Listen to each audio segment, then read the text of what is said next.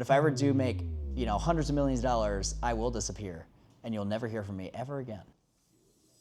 Now I get a lot of questions about myself, personal life, business life, cars, kind of everything. So I figured I'd do a Q&A with you guys to answer your guys' most popular questions that I get on a daily basis. I posted on my Instagram, I was like, hey, drop some questions, Q&A on YouTube. Let's get it done. So I'm gonna kind of break it up into like 4 different categories. We have like my personal life, business life, cars, and then branding. So like personal content, stuff like that. And I'm gonna answer them very straight up. And also comment your questions down below that you feel like I did not answer or even people didn't ask. And maybe on the next Q&A, I'll answer it. Fitness routine and how it fits within my lifestyle. Fitting it within my lifestyle is pretty easy. I work a lot from home.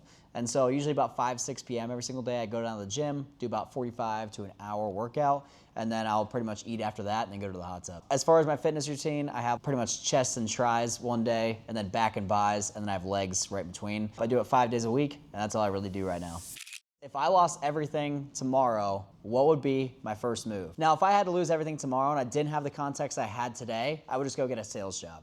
If I can go get a sales job, I can sell my way out of anything. That's what I recommend for anybody. If you're looking to become an entrepreneur or do anything, you have to learn sales because not only are you selling a product or a service, but you're selling yourself. What business is my biggest revenue stream? So this is a question I do get a lot because I do have multiple businesses. I have Showcar, which does protective films and coatings. I decided to franchise that business. I also have Social Refresh. Social Refresh is my marketing company. We do a lot of marketing for service-based businesses. We also have like a marketing masterclass where we teach people like you how to run your own ads within your business. And then I also do coaching, a part of that as well. And then the next part is I also have commercial real estate, which I have like small apartment buildings, and then a triple net property that I pretty much lease out as well. So my biggest revenue streams, I would say, they're all like very similar in a weird way. Showcar is something where it's like, I don't really see the money coming in and I more just reinvest every single dollar. Social Refresh does pay for some of my life, like my food, stuff like that. And then real estate pays for like my cars and then my rent. So it's kind of like a mix between all of them. I'd say like real estate is pretty much what pays for my life. People ask me that, what pays for your life? It's usually real estate. What advice would you give young Sebastian if he was first starting his business? Now, if I had to go all the way back and tell my younger self when I was starting my business, when I was 17, 18 years old, now 22, so 4.5 years ago, I would tell him, just be patient. At the end of the day, everything works out. You're gonna be put into rough situations, situations you didn't think you'd be able to climb out of. And as long as you be patient, you're gonna be able to get to that next level. And that's not just saying be patient, not do anything. It's saying be patient and take action. Take action every single day, get 1% better every single day, even if you get yourself into a hole, and just work your way out of it. Because I always thought, everything needs to be solved that day. Sometimes problems take months to be able to solve, and you just need to be patient, but as long as you're taking action, that problem will be solved.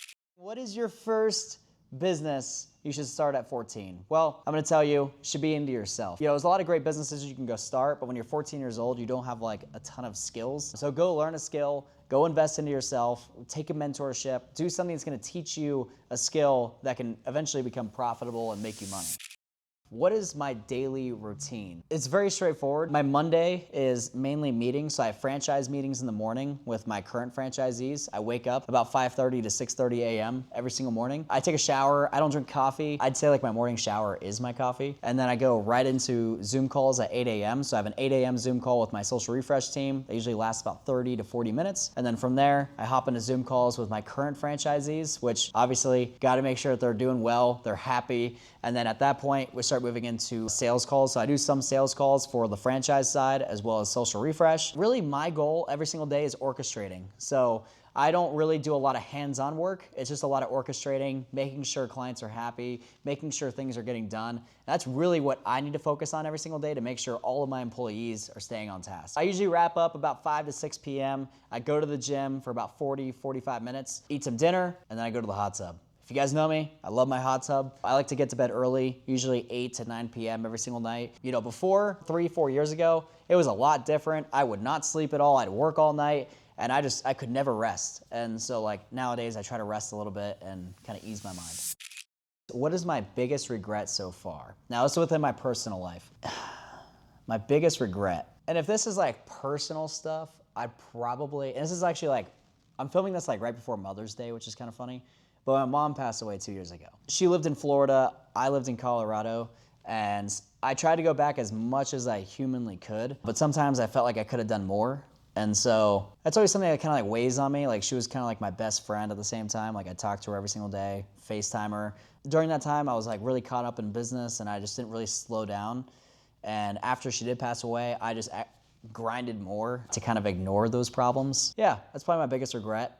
Probably a little bit more information than I'd usually put online, but I feel like you guys, if you guys have a parent that's ever passed away, it's one of the hardest things you could ever go through. So if you are a young entrepreneur, definitely make sure that you have some balance in your life to, see friends, see family, and be able to make sure you spend enough time with them, because really anything can happen. What motivates me when I'm not feeling it? So personally, I don't really believe in like motivation, and I believe there is motivation out there, especially like materialistic things or freedom or stuff like that, especially because a lot of people have their why, but I just believe in staying consistent. And so as long as I'm staying consistent and self-disciplined, motivation is not needed. And so no matter how bad my day is or what's going on throughout my day, I'm always moving the needle. I'm always moving forward. But that comes from self-discipline that I've learned over the years, and also just consistency. Staying consistent every single day. Motivation is great because sometimes you'll have those huge sparks of motivation to do more, but as long as you stay consistent, you'll always reach that goal. What is one thing that people get completely wrong about me? This is a good one because I feel like I hear it all the time, and I kind of hate it because, actually I don't really hate it because I understand it. A lot of people think that I am a douchebag. It looks like I'm a douchebag online because you guys only see like a part of my life. But a lot of people that actually sit down with me and talk with me in person, they realize, hey, I'm not like that.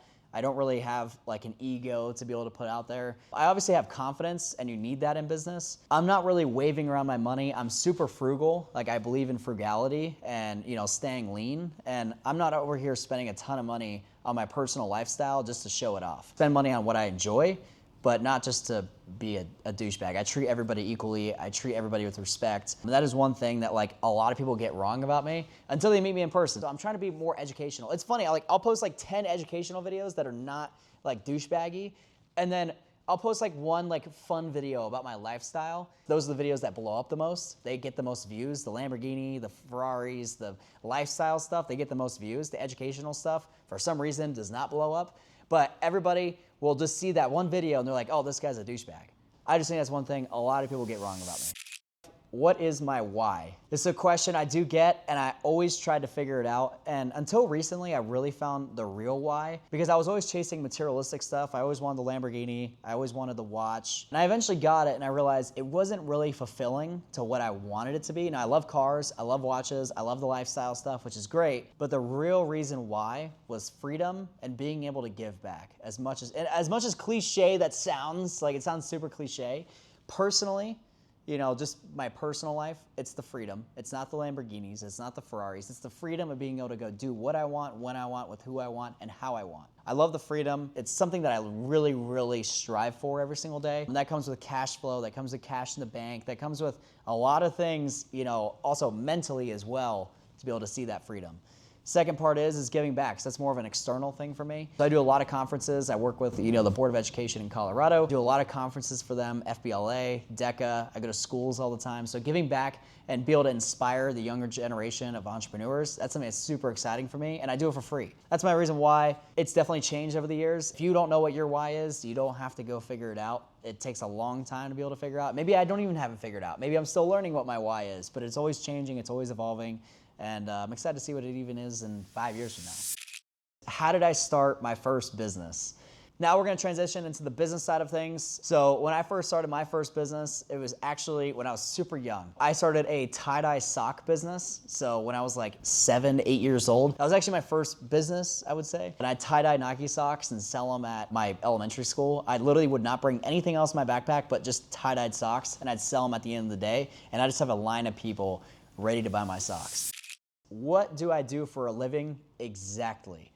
So, because people are like, are you a scammer? Are you a course scammer? I'm not a course scammer, guys, okay? I don't like go out and sell courses. I make money through traditional business. So I started my first brand, Showcar, franchised that out, so I collect royalties off of that. I collect franchise fees, which I don't really make money off the franchise fees, but I collect money off of royalties. And so I started Showcar. It's a protective films and coatings business. I started here in Colorado. I franchised it around the nation. And then off of that, I started Social Refresh. So Social Refresh is my marketing company. It's a digital marketing company for service-based businesses, specifically like automotive businesses, landscape businesses, etc. And then we pretty much teach people how to run their own ads within that. And we also have consulting a part of that as well to help people become CEOs within their business. On top of that, I also do real estate. So I collect rent, obviously. So I own some triple net properties. I also own small multifamilies, and I collect rents off of them. So those are like the three biggest things that I do, and I absolutely love it. I wouldn't trade it for the world. But yes, that is what I do for a living at 22 years old, but I'm doing it for the past 4.5 years, and I just try to reinvest every single dollar I make. What is my biggest business mistake? So outside of personal, what is my biggest business mistake? I would say like, maybe within show car, it was that one video that I made, the $1 million mistake. It was just over leveraging what I was gonna do and just like trying to do too many things at once. There's not enough focus in the specific things to be able to actually do something really big.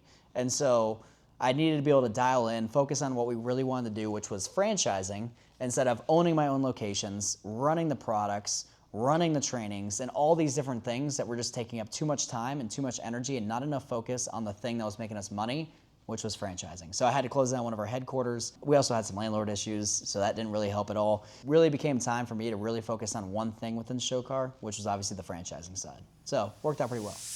What is my advice for someone in their 20s who wants to build wealth? Now, obviously a lot of my followers are in their 20s, maybe 30s, maybe even teens. So this is something that might be able to help you actually gain wealth during this early stage in life. So whenever you're starting off, create income streams. So your biggest part is you're your biggest income earner. So try to create as much income for yourself as possible, learn new skills, understand what is profitable out there to be able to do for yourself that you're really good at. And at that point, invest your money back into a business. So start a business with it, create a business, create something of value, but not just a job for yourself. You gotta learn how to create a business for yourself, something that can be able to be sold within 5 to 10 years, something that can run without you for 6 months, and something that can grow without you for 6 months. That's a business.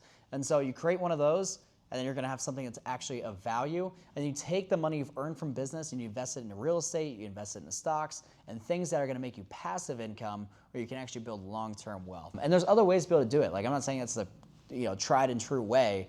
That's something that I recommend for almost anybody that's trying to gain wealth. How do I invest my money? So I do buy stocks, usually dividend stocks that are like MLPs, so they have some tax advantages to them. I also buy like the S&P 500, I have a brokerage account I work with, and I also buy real estate, but only specific properties, guys, very specific. What was my first car, and what was my favorite car? So my first car was a Jeep Cherokee XJ. It was all white. I actually sold my computer for $1,200 and I went out and bought it for $1,200. I eventually sold it like 3 months later for $4,000. That's how I got into flipping cars. But yeah, it was a Jeep Cherokee XJ, 1999, got me to school. And there's a funny story about that. I actually broke down the first day I was driving to school with that car in the front of the school, and everybody saw me. And then my favorite car was obviously the Lamborghini Huracan that I had. Just a great car overall. I didn't lose any money on it, which I love the most. Just wanna make sure I don't lose money on cars. How do I afford exotic cars at my age? Now, personally, I've always wanted exotic cars, just like you guys, and I figured out the hacks to be able to get there. Now, first off, you need the income to be able to do it. You need the credit to be able to do it.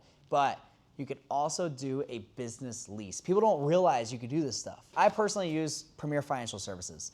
And what they do is they pretty much put it within my business name. I could use it as a full tax write-off. I still own the car. My payments are less. My down payment is less. And it just allows me to own these supercars without having to put, first off, a ton of money down, and then obviously a ton a month for the payment, and I still get to own it and use it as a full tax write-off. So it's a benefit to me to be able to own these cars, which is kind of nice. So that's how I afford supercars at the age of 22.